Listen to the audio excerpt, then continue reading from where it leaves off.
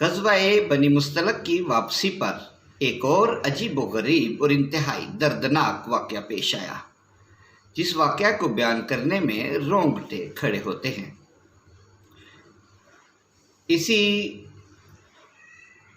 इसी ग़ज़वा से वापसी के दौरान इफ़्क का वाक़या पेश आया।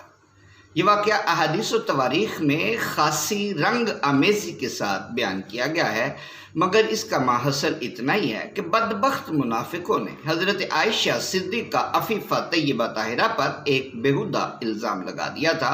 इस पर अल्लाह ताला ने हज़रत आयशा की बरात व तहारत वाज़े करने के लिए एक मुस्तक़िल रकू नाजिल फरमाया और इल्ज़ाम लगाने वालों पर सख्त ग़ज़ब और नाराज़गी का इजहार फरमाया।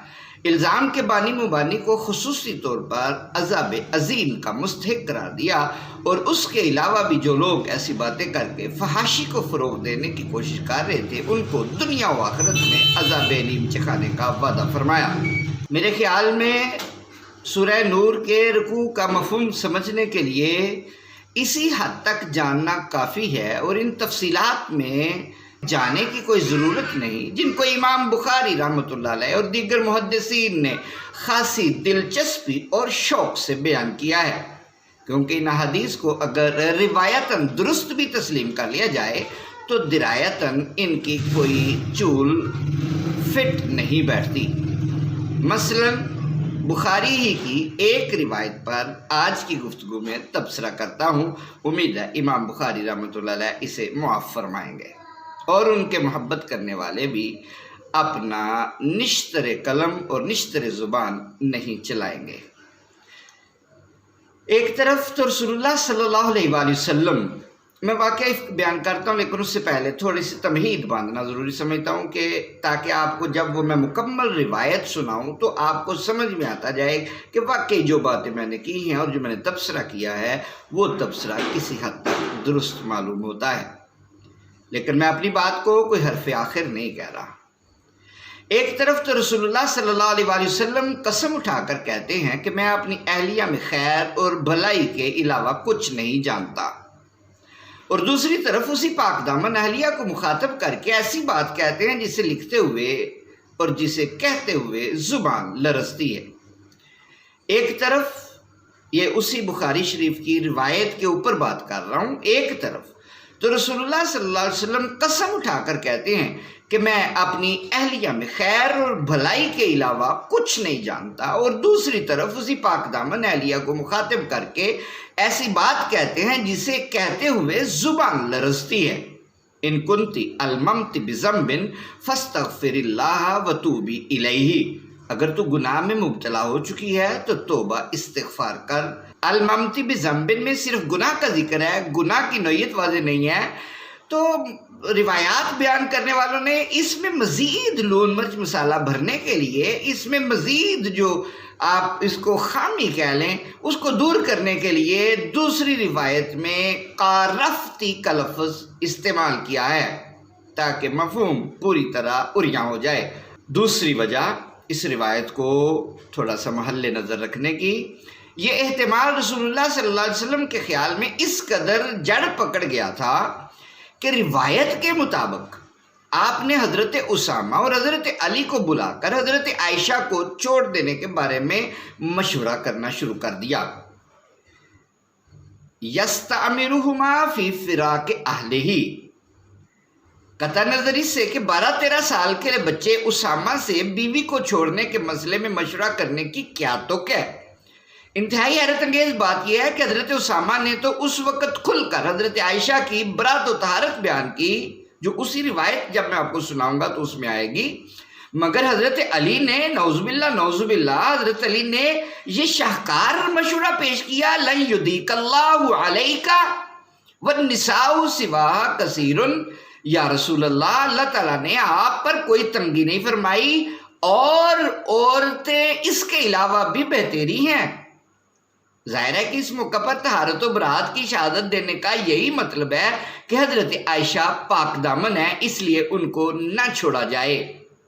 جبکہ عفت و نزاکت کی گواہی سے گریز کرنے اور والنساء سواہا کثیرن کہہ کر دوسری عورتوں کی طرف ترغیب دینے سے واضح ہے کہ حضرت علی طلاق دینے اور دوسری شادی کرنے کا مشورہ دے رہے ہیں۔ کیا باب مدینۃ العلم سے ایسی لغو اور لاجینی مشورے کی توقع کی جا سکتی ہے؟ اور پھر ایسے گرے ہوئے الفاظ کے ساتھ لا واللہ میرا ایمان نہیں مانتا کہ حضرت علی المرتضیٰ نے ایسا مشورہ دیا ہو۔ اگر اس روایت کو تیسرا پوائنٹ، اگر اس روایت کو درست مان لیا جائے تو پھر یہ مشورہ وغیرہ طلب کرنا بھی محض دکھاوے کے لیے ہی ہو سکتا ہے، کیونکہ روایت کے مطابق پھر روایت پڑھیے نہ صرف رسول اللہ کو بلکہ والد عائشہ صدیق اکبر اور والدہ عائشہ ام رومان کو بھی پورا یقین تھا کہ حضرت عائشہ اس گناہ میں مبتلا ہو چکی ہیں، معاذ اللہ ثم معاذ اللہ۔ ظلم کی انتہا یہ ہے کہ یہ بات خود عائشہ صدیقہ کی زبانی حلفن کہلوائی گئی ہے۔ حضرت عائشہ تینوں سے مخاطب ہو کر اس حدیث کے الفاظ ہیں واللہ لقد علمت لقد سمعتم هذا الحدیث فاستقر فی انفسکم وصدقتم به فان قلت لكم انی بریئۃ واللہ یعلم انی بریئۃ لا تصدقونی بذالک ولئن اعترفت لکم بامر واللہ یعلم انی منہ بریئۃ لا تصدقونی۔ اللہ کی قسم میں جانتی ہوں کہ آپ لوگوں نے میرے بارے میں یہ بات سنی تو آپ کے دلوں میں بیٹھ گئی اور آپ نے اس کو سچ سمجھ لیا۔ اب اگر میں کہوں کہ میں اس سے پاک ہوں اور اللہ جانتا ہے کہ میں پاک ہوں تو آپ مجھے سچا نہیں سمجھیں گے، اور اگر میں اس کام کا اعتراف کر لوں جس کے بارے میں اللہ تعالیٰ جانتا ہے کہ میں اس سے پاک ہوں تو آپ مجھے سچا جانیں گے۔ اپنے شوہر اور والدین کے خیالات سے حضرت عائشہ سے زیادہ آگاہ کون ہو سکتا ہے جب وہ ان تینوں کے منہ پر قسم کھا کر کہہ رہی ہیں کہ آپ لوگوں کو اس خبر پر اس حد تک یقین ہو چکا ہے کہ اگر میں اپنی پاک دامنی بیان کروں تو آپ مجھے جھوٹا سمجھیں گے، اور ان تینوں میں سے کوئی بھی اس کی تردید میں ایک لفظ تک نہیں کہتا، تو ظاہر ہے کہ حضرت عائشہ جو کچھ سمجھ رہی ہیں درست سمجھ رہی ہیں۔ جس فنکار نے بھی یہ روایت تیار کی ہے اس نے واقعہ افق بیان کرنے کی آڑ میں وہ سب کچھ حضرت عائشہ کی زبان سے کہلوا دیا ہے جس کے بارے میں قرآن کہتا ہے کہ ما یکون لنا ان نتکلم بہذا سبحانک ھذا بہتان عظیم۔ چوتھی وجہ ساری دنیا جانتی ہے کہ الزام لگانے والے منافقین تھے، مگر روایت کے مطابق حضرت عائشہ کی والدہ ماجدہ اس کا ذمہ دار اپنی بیٹی کی سوکنوں کو ٹھہراتی ہیں اور بیٹی کو تسلی دیتے ہوئے کہتی ہیں جب کوئی عورت خوبصورت ہو، خاوند کی نگاہوں میں پسندیدہ ہو اور اس کی سوکنے بھی ہوں تو ایسا کم ہی ہوتا ہے کہ وہ اس کے خلاف باتیں نہ بنائے۔ کیا ام رومان اپنی بیٹی کی محبت میں اتنی بڑھ گئی تھی کہ ان کو دیگر ازواج رسول پر تہمت لگاتے ہوئے ذرہ خوف نہ آیا؟ حالانکہ ان پاک بیبیوں نے اس بارے میں ایک لفظ بھی نہیں کہا تھا۔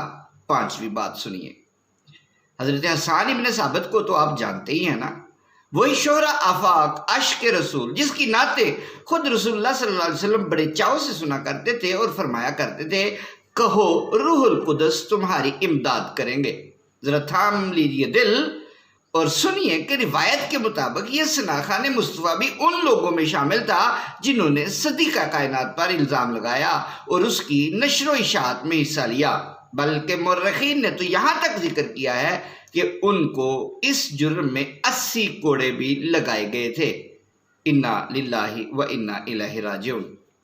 روایت کے مطابق حضرت حسان کے علاوہ مصطح ابن اساسہ اور حمنہ بنت جہش بھی ام المومنین کو متہم کرنے والوں میں شامل تھے۔ جہاں تک حضرت حمنہ کا تعلق ہے تو وہ رسول اللہ کی پھوپھی ذات بہن بھی تھی اور خواہر نسبتی بھی، کیونکہ ان کی بہن حضرت زینب بنت جہش ام المومنین تھی۔ مورخین نے لکھا ہے کہ حضرت حمنہ نے اس الزام تراشی میں اس لیے حصہ لیا تھا کہ ان کی بہن حضرت زینب حضرت عائشہ کی سوکن تھی اور حمنہ چاہتی تھی کہ اس طرح حضرت عائشہ رسول اللہ کی نگاہوں میں گر جائیں تاکہ میری بہن کی بنائے۔ یہ وجہ جس حد تک لچر اور بیہودہ ہے اس پر کسی تبصرے کی ضرورت نہیں۔ رہے حضرت مصطح تو وہ صدیق اکبر جیسے عاشق رسول کے پروردہ ہونے کے علاوہ غزوہ بدر میں شمولیت کے اعزاز سے بھی سرفراز تھے۔ کیا اس مرتبے کے انسان سے اس بات کی توقع کی جا سکتی ہے کہ وہ اپنے محسن و مربی کے تمام احسانات کو فراموش کر دے اور اس حد تک طوطا چشم ہو جائے کہ اس کی پاک باز بیٹی پر بہتان باندھنے لگ جائے؟ ایسا معلوم ہوتا ہے جب ام المومنین کی برات قرآن میں نازل ہوئی تو منافقین نے اپنی جان بچانے کے لیے یہ مشہور کر دیا کہ یہ حرکت حسان، مصطح اور حمنا کی ہے، تاکہ لوگوں کی نفرت کا رخ منافقین کی بجائے ان اصحاب رسول کی طرف پھر جائے۔ اس کوشش میں وہ اس حد تک کامیاب رہے کہ حضرت حسان کو ام المومنین کی مدح اور اپنے دفاع میں ایک باقاعدہ قصیدہ کہنا پڑا۔ اس قصیدے کے آخر میں وہ کہتے ہیں فَإِن كُنْتُ قَدْ قُلْتُ الَّذِي قَدْ زَعَمْتُمْ فَلَا رَفَعْتُ صَوْتِي إِلَىٰ أَنَامِلِي وَكَيْفَ وَوُدِّي مَا حَيِّيتُ وَنُصْرَتِي لِآلِ رسول اللہ زین المحافلی۔ یہ استیاب اور ذکر عائشہ میں ان کی یہ رباعی ذکر ہے۔ اگر میں نے وہ بات کہی ہو جس کا تم گمان کرتے ہو تو میرے ہاتھ شل ہو جائیں اور میری انگلیاں کبھی کوڑا نہ اٹھا سکے۔ میں بھلا وہ بات کیسے کہہ سکتا ہوں جبکہ آل رسول کے ساتھ میری محبت اور ان کی نصرت جب تک کہ میں زندہ رہوں گا محفلوں کی زینت بنی رہے گی۔ آپ اندازہ لگائیں کہ حضرت حسان کی اس قدر واضح تصریح کے باوجود پراپے گنڈے کا کمال دیکھیے کہ بخاری جیسی صحیح کتاب میں بھی اب تک حضرت حسان کا نام قاذفین عائشہ میں درج ہے۔ فَإِلَى اللَّهِ الْمُشْتَكِي۔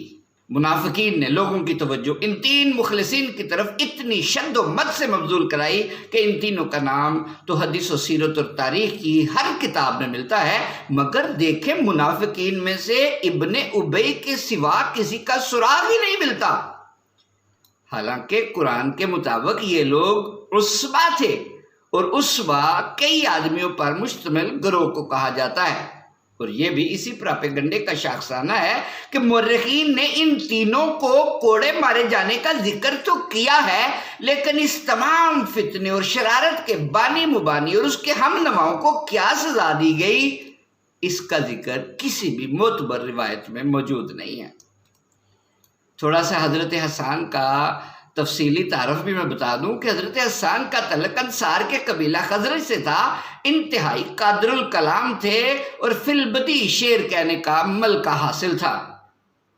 عرب میں ہر قبیلے کے شاعر اور خطیب ہوا کرتے تھے جو مقابلے کی محفلوں میں اپنے جوہر دکھایا کرتے تھے، اور جس قبیلے کے شاعر اور خطیب زیادہ فصیح و بلیغ ثابت ہوتے تھے اس کی برتری مسلم ہو جاتی تھی۔ جانے دو عالم کی خدمت میں مختلف قبائل کے جو وفد آیا کرتے تھے وہ بھی حسب دستور اپنے خطیب و شاعر لایا کرتے تھے۔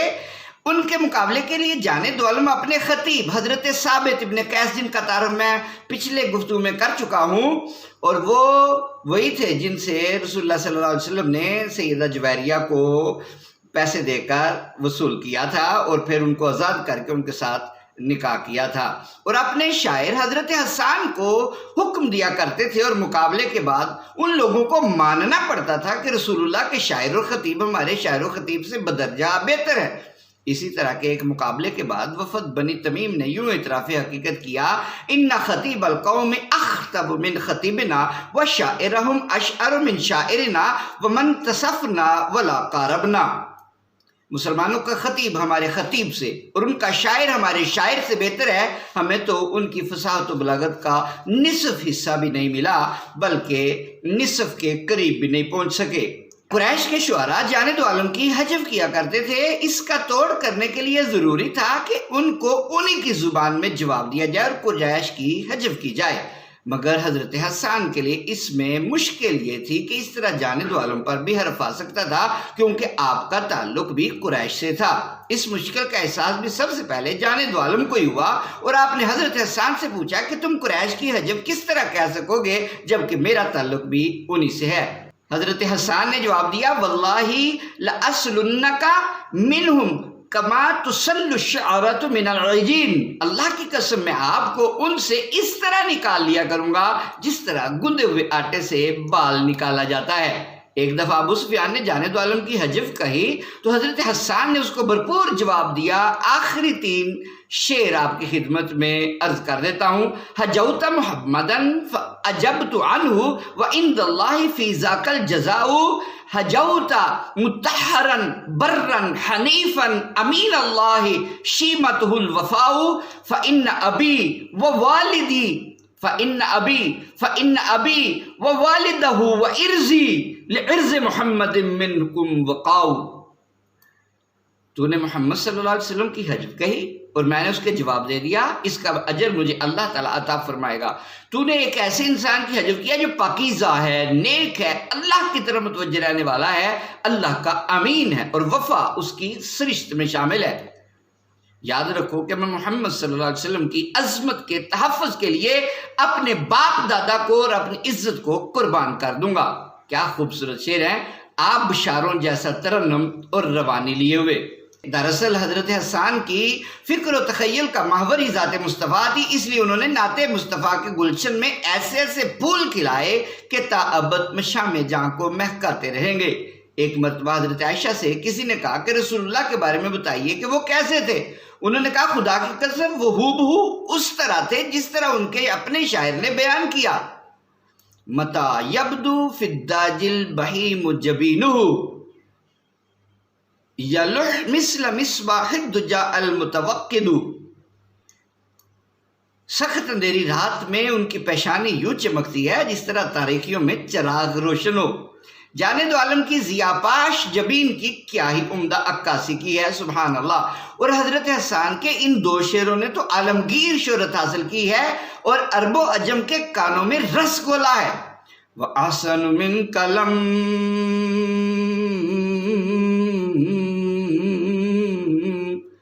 تَرَقَتْ عَيْنِي وَأَجْمَلُ مِنْكَ لَمْ تلد النساء.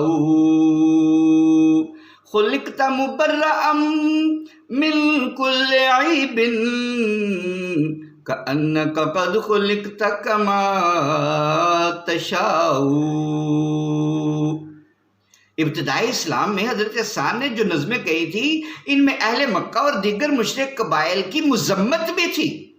بعد میں یہ سب لوگ دائرہ اسلام میں داخل ہو گئے تھے، اس لیے حضرت عمر اپنے دور خلافت میں ایسے ہجویہ مضامین پر مشتمل اشعار پڑھنا سخت ناپسند کرتے تھے.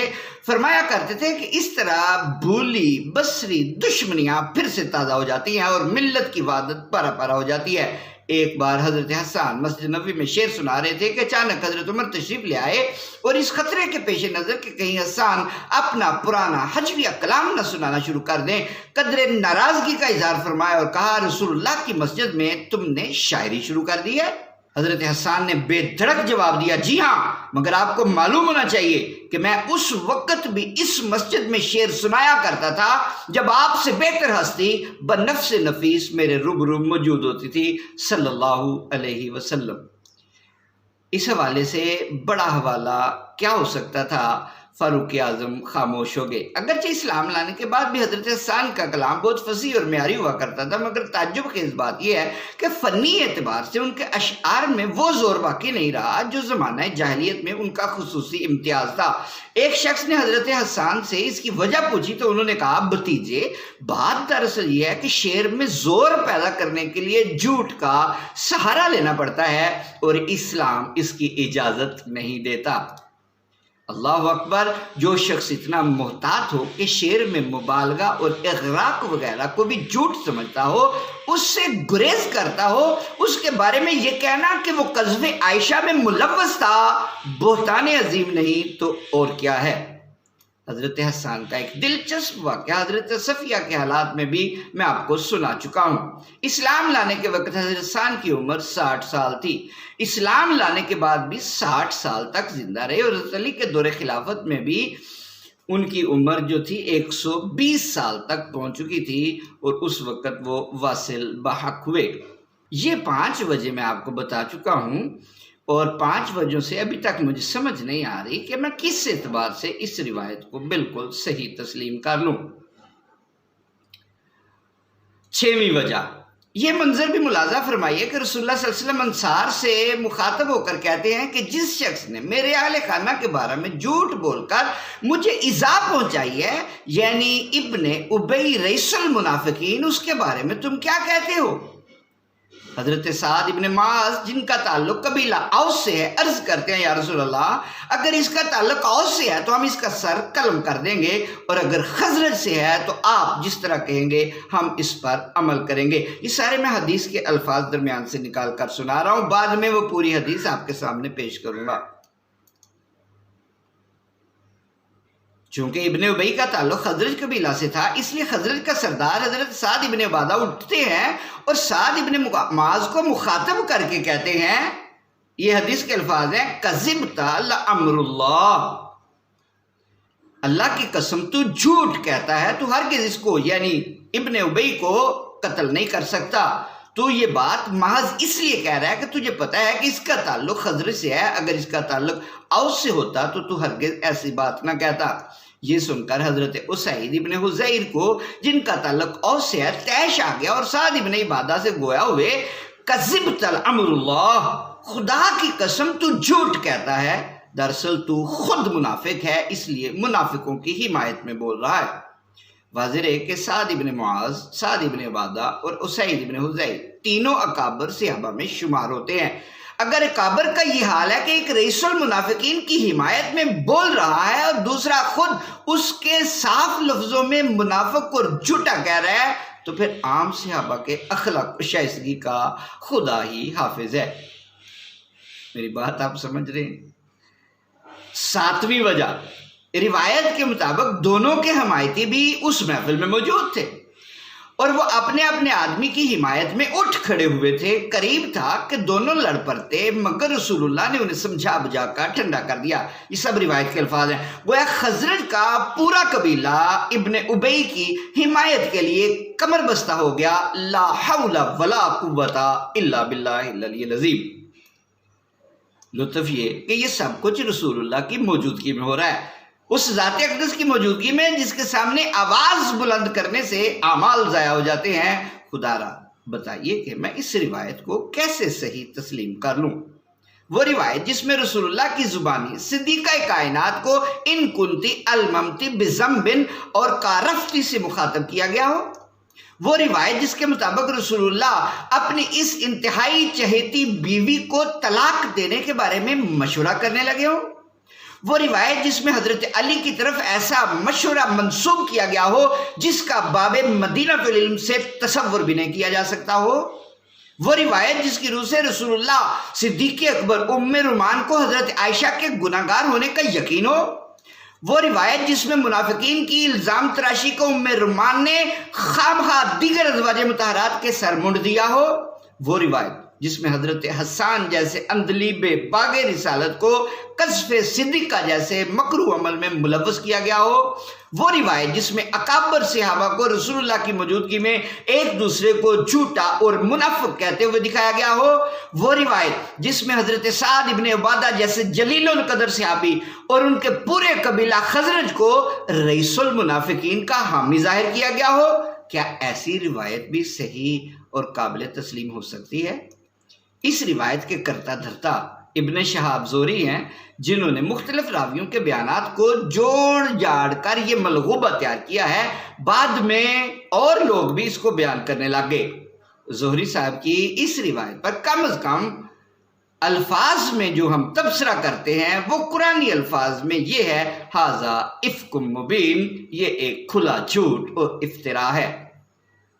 واضح ہے کہ میں نے آپ کو بخاری کی صرف ایک روایت کی جھلکیاں دکھائی ہیں جو کتاب المغازی میں حدیث الافک کے عنوان سے اور کتاب التفسیر میں سورہ نور کے ذیل میں درج ہے۔ اگر آپ کو بخاری کی دیگر روایات اور باقی محدثین و مورخین کی بیان کردہ تفصیلات بتاتا تو آپ بھی شرمسار ہوتے اور میں بھی شرمسار ہوتا۔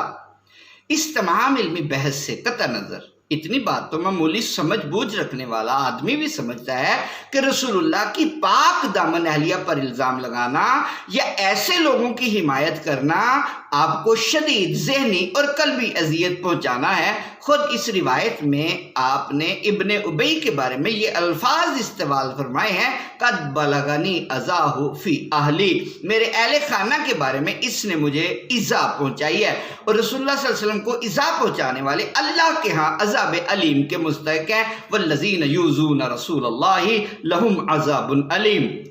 رسول اللہ صلی اللہ علیہ وسلم کے اشارہ ابرو پر جانے وار دینے کے لیے ہر دم تیار رہنے والے صحابہ کرام کے بارے میں کیا یہ بات تصور بھی کی جا سکتی ہے کہ انہوں نے آپ کو ایذا پہنچائی ہوگی اور عذاب علیم کے مستحق ٹھہرے ہوں گے؟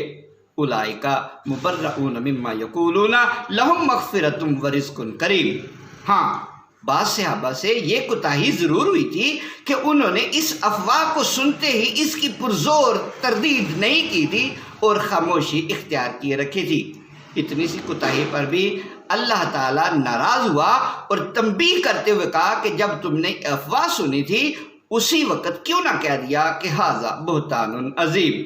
جن لوگوں سے یہ غلطی ہوئی تھی ان میں شاید حضرت مصطح بھی شامل تھے جو حضرت صدیق اکبر کے زیر کفالت تھے۔ اس تنبیہ کے نازل ہونے کے بعد حضرت صدیق اکبر نے اظہار ناراضگی کے طور پر حضرت مصطح کی امداد و تعاون سے ہاتھ کھینچ لیا، مگر صرف خاموش رہنا اتنا بڑا جرم نہیں تھا کہ مصطح سزا کے مستحق قرار پاتے۔ اس لیے اللہ رب العزت نے مصطح کے بارے میں کیا خوبصورت فرمان نازل فرمایا، وَلَا يَأْتَلِ أُولُو الْفَضْلِ مِنْكُمْ وَالسَّعَةِ أَنْ يُؤْتُوا أُولِي الْقُرْبَى وَالْمَسَاكِينَ وَالْمُهَاجِرِينَ فِي سَبِيلِ اللَّهِ۔ اتنی بھی بڑی غلطی نہیں اس نے کر دی، مطلب یعنی فضل و کشائش والے لوگ رشتہ داروں، مسکینوں اور مہاجروں کا خرچہ بند کرنے کی قسم نہ کھائیں۔ چنانچہ صدیق اکبر نے حضرت مصطح کا خرچہ بحال کر دیا۔ ھذا ما عندی واللہ اعلم بحقیقتہ الحال والیہ المرجع والمآل، اللہم ارنا الحق حقا وارزقنا اتباعہ، وصلی اللہ علی سیدنا و مولانا محمد وآلہ وصحبہ وبارک وسلم تسلیما کثیرا کثیرا۔ تو قرآن پاک میں سورہ 24 آیت نمبر 22 اس میں واضح ہے کہ اولو الفضل، اولو القربہ، مساکین، مہاجرین سب جمع کے صیغے ہیں۔ اس سے معلوم ہوا کہ صدیق اکبر کے علاوہ بھی کچھ لوگوں نے اپنے زیر دستوں کی کفالت روک دی تھی، مگر مفسرین کرام کے ذہنوں پر چونکہ بخاری کی روایت مسلط تھی اور اس میں مذکور 3 نام حسان، حمنہ اور مصطح میں سے مصطح یہ کیسے تھے جو صدیق اکبر کی زیر کفالت تھے، اس لیے مفسرین نے اس آیت کو صدیق و مصطح کے لیے خاص کر دیا ہے۔ اب نہ یہ پتہ چلتا ہے کہ امداد روکنے والے کون کون اولو الفضل تھے، اور نہ اولو القربہ اور نہ مساکین اور مہاجرین کی کوئی تفصیل ملتی ہے جن کی امداد روکی گئی تھی۔ یہ بھی واضح ہے کہ روایت کے مطابق خرچہ بند کرنے کا سبب حضرت مصطح کا قذف صدیقہ میں ملوث ہونا تھا، جبکہ ہماری تحقیق کے مطابق ان کا خاموش رہنا اور تردید نہ کرنا اس کا سبب تھا۔ واللہ اعلم بالصواب۔ اب میں آپ کو وہ روایت سنانے لگا ہوں جو حدیث الافک کے نام سے صحیح بخاری جلد 2 صفحہ 393 سے 396 تک ہے۔ اس کا ترجمہ میں آپ کے سامنے پیش خدمت کرتا ہوں۔ ترجمہ ادھر سے شروع ہوتا ہے۔ حدیث بیان کی ہے ہم سے عبد العزیز ابن عبید اللہ نے، اس نے کہا حدیث بیان کی ہے ہم سے ابراہیم ابن سعد نے، اس نے صالح سے، اس نے ابن شہاب سے، اس نے کہا حدیث بیان کی ہم سے عروہ بن زبیر نے اور سعید ابن مسیب نے اور علقمہ ابن وقاص نے اور عبید اللہ ابن عبداللہ ابن عتبہ ابن مسعود نے عائشہ سے جو نبی صلی اللہ علیہ وسلم کی بیوی ہیں، جب کہا ان کے بارے میں اہل افک نے جو کچھ کہا۔ ابن شہاب کہتے ہیں کہ ان سب نے یعنی عروہ، سعید، علقمہ اور عبید اللہ نے مجھے اس قصے کا کوئی نہ کوئی ٹکڑا سنایا ہے، اور ان میں سے بعض زیادہ یاد رکھنے والے تھے اور بہتر انداز میں بیان کرنے والے تھے اس قصے کو بنسبت بعض کے، اور میں نے ان میں سے ہر ایک سے حدیث کے اس حصے کو یاد کر لیا جو اس نے عائشہ کے حوالے سے مجھے سنایا، اور بعض کی حدیث بعض دوسروں کی بیان کردہ حدیث کی تصدیق کرتی ہے، اگرچہ بعض کو بنسبت دوسروں کے زیادہ یاد تھی۔ ان سب نے کہا کہ عائشہ نے کہا۔ یہاں سے تمہید ختم ہوئی ہے پہلی جو اسناد ہوتا ہے، اب روایت کے الفاظ شروع ہوتے ہیں۔ عائشہ نے کہا کہ رسول اللہ صلی اللہ علیہ وسلم جب سفر کا ارادہ فرماتے تھے تو اپنی بیویوں میں قرعہ ڈالتے تھے، جس کا نام نکل آتا تھا اسے اپنے ساتھ لے جاتے تھے۔ ایک غزوے میں رسول اللہ نے قرعہ ڈالا تو اس میں میرا نام نکل آیا اور میں آپ کے ساتھ روانہ ہوئی۔ اس وقت حجاب کا حکم نازل ہو چکا تھا، اس لیے میں کجاوے میں بٹھا کر اتاری اور چڑھائی جاتی تھی۔ جب رسول اللہ صلی اللہ علیہ وسلم غزوے سے فارغ ہو کر واپس آئے اور ہم مدینہ کے قریب ٹھہرے ہوئے تھے تو رات کو رسول اللہ صلی اللہ علیہ وسلم نے چلنے کا حکم دیا۔ جب چلنے کا اعلان ہوا تو میں حوائج ضروریہ سے فراغت کے لیے روانہ ہوئی اور لشکر کی حدود سے نکل گئی۔ جب میں فارغ ہو کر اپنی سواری کے پاس آئی اور اپنے سینے کو ٹٹولا تو پتہ چلا کہ میرا ہار جو خزف یعنی یمنی تھا ٹوٹ گیا ہے اور کہیں گر پڑا ہے۔ میں واپس گئی اور اپنا ہار ڈھونڈنے لگی۔ اس کی تلاش میں مجھے دیر ہو گئی۔ جو لوگ مجھے سوار کراتے تھے انہوں نے کجاوا اٹھا کر اونٹ پر رکھ دیا اور ان کا یہ خیال تھا کہ میں بیٹھ گئی ہوں، کیونکہ اس وقت کی عورتیں ہلکی پھلکی ہوتی تھی، موٹی نہیں ہوتی تھی، نہ ان کو گوشت نے ڈھانپا تھا کیونکہ کھانا بہت کم کھاتی تھی، اس لیے کجاوا اٹھانے والوں نے اس کو ہلکا نہ جانا اور اسے اونٹ پر رکھ دیا۔ اس وقت میں کم سن لڑکی تھی، وہ سب اونٹ کو لے کر چل دیے اور میں نے اپنا ہار لشکر روانہ ہونے کے بعد پایا۔ جب میں لشکر کی جگہ آئی تو وہاں نہ کوئی پکارنے والا تھا نہ کوئی جواب دینے والا۔ میں اپنی سابقہ قیامگاہ پر اس خیال سے بیٹھ گئی کہ جب سب کو میرا گم ہونا معلوم ہو جائے گا تو مجھے ڈھونڈنے ضرور آئیں گے۔ اسی طرح میں اپنی جگہ بیٹھی تھی کہ مجھے نیند آنے لگی اور میں سو گئی۔ صفوان ابن معطل سلمی زکوانی لشکر کے پیچھے رہتا تھا تاکہ گری پڑی چیزیں اٹھا کر وہ لشکر کے ساتھ شامل ہو جائے۔ وہ صبح کو میرے قریب پہنچا اور سوتے آدمی کی پرچھائی سی دیکھی۔ اس نے مجھے دیکھتے ہی پہچان لیا کیونکہ پردے سے پہلے مجھے دیکھا ہوا تھا۔ اس نے انا للہ و انا الیہ راجعون پڑھا۔ میں اس کے انا للہ پڑھنے سے بیدار ہو گئی اور اپنی چادر سے منہ چھپا لیا۔ اللہ کی قسم ہم نے کوئی بات نہ کی، نہ میں نے اس سے انا للہ پڑھنے کے سوا کچھ سنا۔ صفوان نے اتر کر اپنی سواری کو بٹھایا اور اس کا اگلا پاؤں باندھ دیا۔ میں اٹھ کر اس پر سوار ہو گئی تو صفوان اونٹ کو کینٹتا ہوا چل پڑا اور ہم شدت کی گرمی میں بوقت دوپہر لشکر میں جا پہنچے۔ وہ سب ٹھہرے ہوئے تھے، ان میں سے جس نے ہلاک ہونا تھا یعنی تہمت لگا کر ہلاک ہوا، اور جو شخص بڑا مرتکب اس بہتان کا تھا وہ عبداللہ ابن ابی ابن سلول تھا۔ اب یہاں سے یہ جو میں بات کرنے لگا ہوں، یہ جو تھوڑی سی وضاحت خود ہی روایت کے اندر ہی ایسی وضاحت کی ہوئی ہے۔ عروہ نے کہا کہ مجھے پتہ چلا ہے کہ عبداللہ ابن ابی کے روبرو یہ تہمت پھیلائی جاتی تھی اور اس موضوع پر گفتگو ہوتی رہتی تھی جسے وہ خاموشی سے سنتا اور مزید کریدتا رہتا تھا۔ عروہ نے یہ بھی بتایا کہ اہل افک میں سے سوائے حسان بن ثابت، مصطح بن اساسہ اور حمنہ بنت جحش کے اور کسی کا نام معلوم نہیں، حالانکہ کچھ اور لوگ بھی تھے لیکن مجھے ان کا علم نہیں۔ تاہم جیسا کہ اللہ تعالیٰ نے فرمایا ہے وہ عصبہ یعنی ایک گروہ تھا اور ان کے بڑے کو عبداللہ ابن ابی ابن سلول کہا جاتا تھا۔ عروہ نے کہا کہ عائشہ اس بات کو ناپسند کرتی تھی کہ ان کے روبرو حسان کو برا کہا جائے اور کہتی تھی کہ وہی تو ہے جس نے رسول اللہ کی مدح میں کہا ہے کہ میں، میرا باپ، میرا دادا اور میری عزت ناموس محمد صلی اللہ علیہ وسلم پر قربان ہے۔ یہ درمیان میں وضاحتیں تھی۔ اب حدیث کا پھر حصہ۔ عائشہ نے کہا کہ ہم لوگ مدینہ پہنچے تو میں 1 مہینہ تک بیمار رہی اور تہمت لگانے والوں کی باتیں لوگ پھیلاتے رہے مگر مجھے کچھ پتہ نہیں تھا۔ البتہ بیماری کی حالت میں اس وجہ سے کچھ شک ضرور ہوا کہ نبی صلی اللہ علیہ وسلم میرے ساتھ اس طرح پیش نہیں آتے تھے جس طرح اس سے قبل بیماری کے دوران پیش آیا کرتے تھے۔ اب تو صرف تشریف لاتے، سلام کرتے، پھر پوچھتے تو کیسی ہے اور چلے جاتے۔ تاہم مجھے صحیح طور پر اس شر کا قطعاً ادراک نہیں تھا۔ ایک رات میں اور مصطح کی ماں مناسہ کی طرف ہوائی سے فراغت کے لیے نکلی۔ ہم لوگ رات کو ہی جایا کرتے تھے کیونکہ اس وقت تک گھروں میں بیت الخلاء نہیں بنے تھے اور ضروریات کے سلسلے میں ہمارا دستور وہی تھا جو عربوں کا پہلے سے چلا آتا تھا کہ فراغت کے لیے باہر جایا کرتے تھے اور گھروں میں بیت الخلاء سے تکلیف محسوس کرتے تھے۔ میں اور مصطح چلی جا رہی تھی۔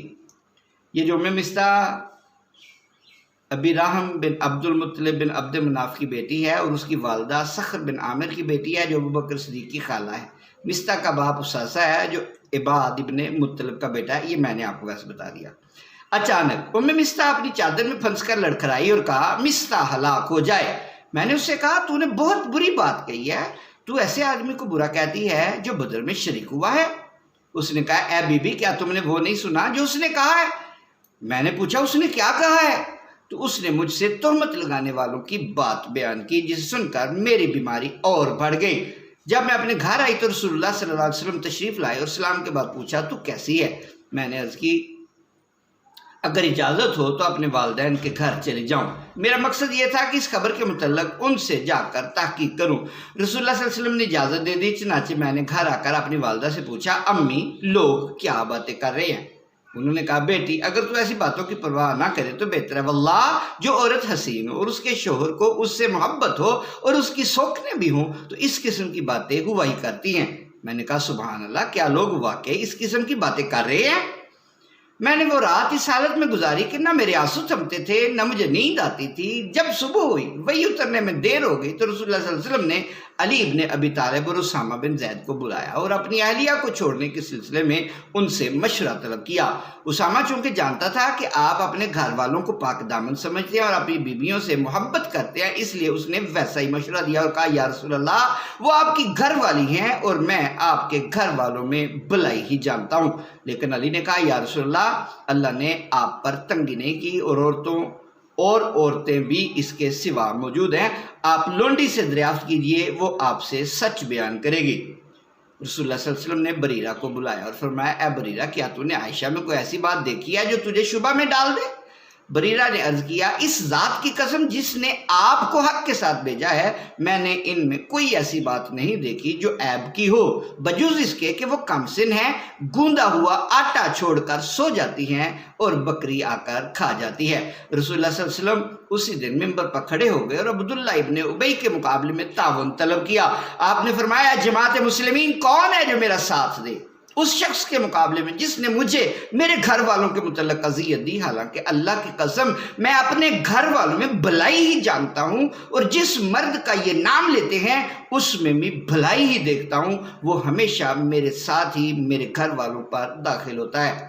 یہ سن کر سعد بن معاذ جو بنی عبد الاشہل سے تھا کھڑا ہوا اور کہا یا رسول اللہ میں آپ کا ساتھ دینے کے لیے تیار ہوں، اگر وہ شخص قبیلہ اوس کا ہوا تو میں اس کی گردن اڑا دوں گا اور اگر وہ ہمارے بھائی خزرج قبیلے کو ہوا تو آپ جیسا حکم دیں گے ہم اس پر عمل کریں گے۔ یہ سن کر قبیلہ خزرج کا ایک آدمی کھڑا ہو گیا جس کے چچا کی بیٹی حسان کی ماں تھی اور اس کے قبیلہ کی ایک شاخ سے تھی، یعنی سعد بن عبادہ جو خزرج کا سردار تھا۔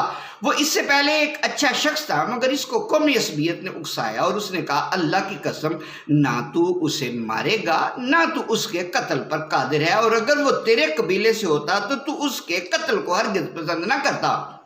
پھر اسید بن حضیر کھڑا ہوا جو سعد بن معاذ کے چچا کا بیٹا تھا اور سعد بن عبادہ سے کہا تو جھوٹ کہتا ہے، اللہ کی قسم ہم اسے ضرور قتل کریں گے، تو منافق ہے اور منافقوں کی طرف سے جھگڑا کرتا ہے۔ یہ الفاظ سنتے جائیے۔ اس طرح دونوں قبیلے اوس اور خزرج بھڑک اٹھے اور قریب تھا کہ لڑ پڑتے، جبکہ رسول اللہ صلی اللہ علیہ وسلم منبر پر کھڑے ان کو چپ چاپ ہونے کا کہہ رہے تھے، یہاں تک کہ وہ خاموش ہو گئے اور آپ بھی خاموش ہو گئے۔ یہ سارا دن میں نے روتے ہوئے گزارا، نہ میرے آنسو تھمتے تھے نہ مجھے نیند آئی، میرے والدین میرے پاس تھے اور میں 2 راتیں اور 1 دن مسلسل روتی رہی، نہ میری آنکھ لگی نہ آنسو رکے اور مجھے یوں لگتا تھا کہ رو رو کر میرا کلیجہ پھٹ جائے گا۔ ایک موقع پر میرے ماں باپ میرے پاس بیٹھے تھے اور میں رو رہی تھی کہ اتنے میں ایک انصاری عورت نے اندر آنے کی اجازت طلب کی، میں نے اجازت دے دی تو وہ بھی آ کر میرے ساتھ رونے لگی۔ ہم اسی حال میں تھے کہ رسول اللہ صلی اللہ علیہ وسلم تشریف لائے اور سلام کر کے بیٹھ گئے، حالانکہ جب سے مجھ پر تہمت لگائی گئی تھی میرے پاس نہیں بیٹھے تھے اور 1 مہینہ تک انتظار کرتے رہے تھے، لیکن میرے بارے میں کوئی وحی نازل نہیں ہوئی۔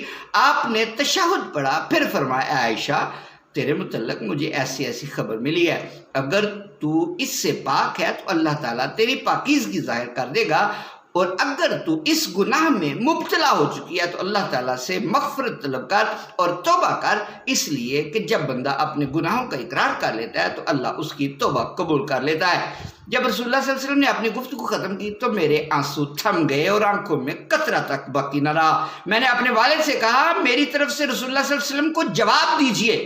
انہوں نے کہا واللہ میں نہیں جانتا کہ رسول اللہ کو کیا کہوں۔ پھر میں نے اپنی ماں سے کہا میری طرف سے رسول اللہ کو جواب دیجئے۔ انہوں نے بھی کہا واللہ میں نہیں جانتی کہ رسول اللہ کو کیا جواب دوں۔ عائشہ نے کہا کہ میں کم سن تھی اور زیادہ قرآن پڑھی ہوئی بھی نہیں تھی، تاہم میں نے کہا بخدا میں جانتی ہوں کہ آپ نے وہ چیز سن لی ہے جو لوگوں میں مشہور ہے اور وہ آپ کے دلوں میں بیٹھ گئی ہے اور آپ نے اس کو سچ سمجھ لیا ہے۔ اب اگر میں یہ کہوں کہ میں اس سے پاک ہوں تو آپ میری بات کو سچا نہ جانیں گے، اور اگر میں کسی بات کا اقرار کروں اللہ جانتا ہے کہ میں اس سے پاک ہوں تو آپ مجھے سچا سمجھیں گے۔ پھر میں نے بستر پر کروٹ بدل لی، اور چونکہ میں اس تہمت سے پاک تھی اس لیے مجھے امید تھی کہ اللہ تعالیٰ میری پاک دامنی ظاہر کر دے گا، لیکن یہ توقع نہیں تھی کہ اللہ تعالیٰ میرے بارے میں وحی نازل فرمائے گا جس کی تلاوت کی جائے گی، کیونکہ میں اپنے آپ کو اس سے کم تر سمجھتی تھی کہ اللہ تعالیٰ میرے بارے میں کوئی کلام نازل فرمائے۔ میں زیادہ سے زیادہ یہ سوچتی تھی کہ اللہ تعالیٰ خواب میں رسول اللہ کو کوئی ایسا منظر دکھا دے گا جس سے اللہ تعالیٰ میری پاک دامنی ظاہر فرما دے گا۔ پھر اللہ کی قسم آپ اس جگہ سے ہٹے بھی نہ تھے اور نہ گھر والوں سے کوئی باہر گیا تھا کہ آپ پر وہی کیفیت طاری ہو گئی جو نزول وحی کے وقت ہوا کرتی تھی، اور اس کلام کے ثقل کی وجہ سے جو آپ پر نازل ہو رہا تھا سردی کے دنوں میں بھی آپ کے چہرے سے پسینہ موتیوں کی طرح بہنے لگا۔ جب رسول اللہ صلی اللہ علیہ وسلم سے یہ کیفیت دور ہوئی تو ہنسنے لگے، اور پہلا کلمہ جو آپ کے منہ سے نکلا وہ یہ تھا کہ عائشہ اللہ کا شکر ادا کرو کہ اس نے تمہاری پاک دامنی بیان کر دی ہے۔ مجھ سے میری ماں نے کہا رسول اللہ کے سامنے بطور شکریہ کھڑی ہو جا۔ میں نے کہا اللہ کی قسم میں رسول اللہ کے لیے کھڑی نہ ہوں گی اور صرف اللہ کا شکر ادا کروں گی۔ پھر اللہ تعالیٰ نے یہ 10 آیات نازل فرمائی ان الذین جاؤوا بالافک سے لے کر۔ جب اللہ تعالیٰ نے میری برات نازل فرما دی تو ابو بکر صدیق نے کہا جو مستح پر رشتہ داری اور اس کی تنگ دستی کی وجہ سے خرچ کیا کرتے تھے، کہا کہ اللہ کی قسم مستح نے عائشہ کے بارے میں جو کچھ کہا ہے اس کے بعد اب میں مستح پر کچھ خرچ نہیں کروں گا۔ اس پر اللہ تعالیٰ نے فرمایا وَلَا يَأْتَلِ أُولُو الْفَضْلِ سے لے کر غفور الرحیم تک۔